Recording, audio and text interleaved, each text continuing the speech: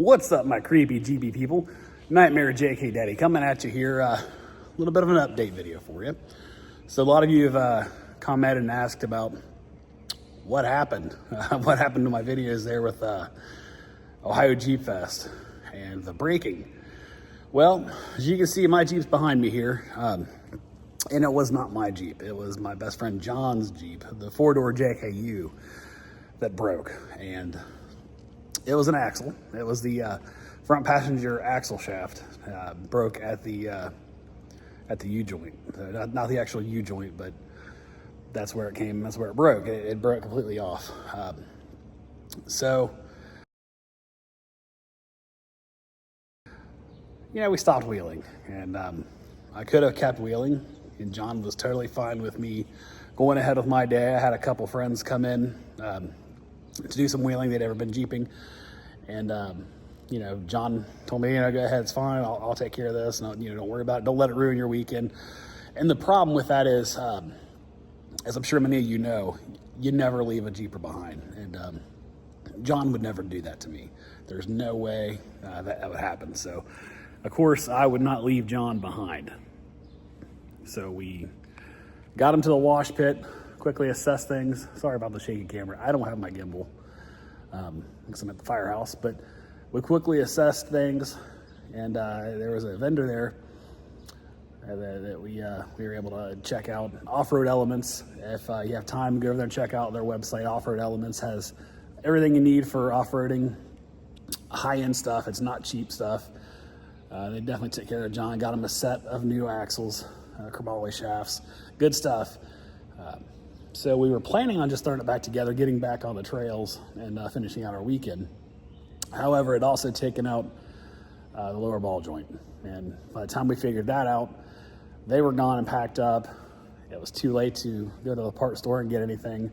And we didn't have a ball joint press anyway. We didn't have a freezer to freeze them or anything, so it would have been really hard to do. Ended up having to call AAA. And unfortunately, took the trailer ride home. So, but it happens. If you wheel enough, you're going to experience the same thing. It's just part of what we do. Couple things, couple possible contributing factors. Number one was the mud pit itself. It was damn near impassable. I think one or two people made it through that day. It was pretty deep, pretty nasty. Number two was probably the speed. John gave it all the beans, which he's known to do.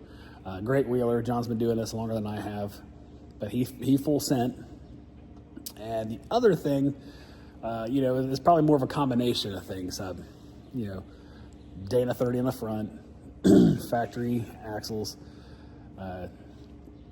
John does run a Spartan locker, lunchbox locker up front, so there's a good chance that the Spartan locker contributed to braking, and it is what it is.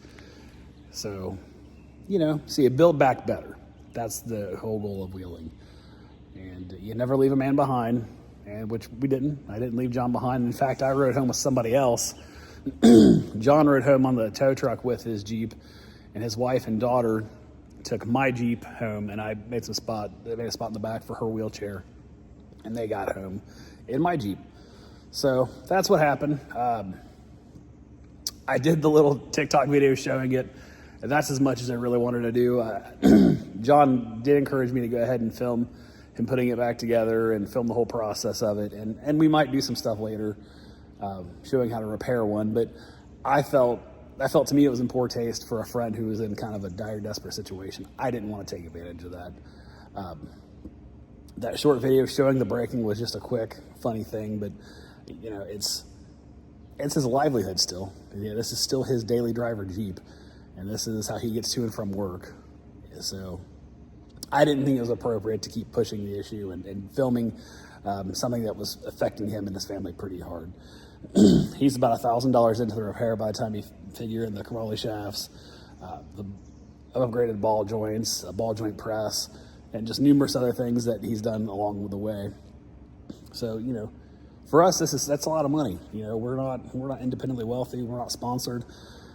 So, but it happens. And we move on, we move forward, we stay positive, and we look forward to getting back on the trail. But that's kind of what happened. I would have liked to got you more. I wanted to do the Barbie downhill races and film those for you, but my job as a friend was to be there with John, and that's what I did. So, we'll get to it again. We'll get back on the trails. We got a lot of things going, a lot of other opportunities coming up soon. So, take care of each other, be kind, and hopefully see you on the trails. Nightmare Jakey Daddy, out.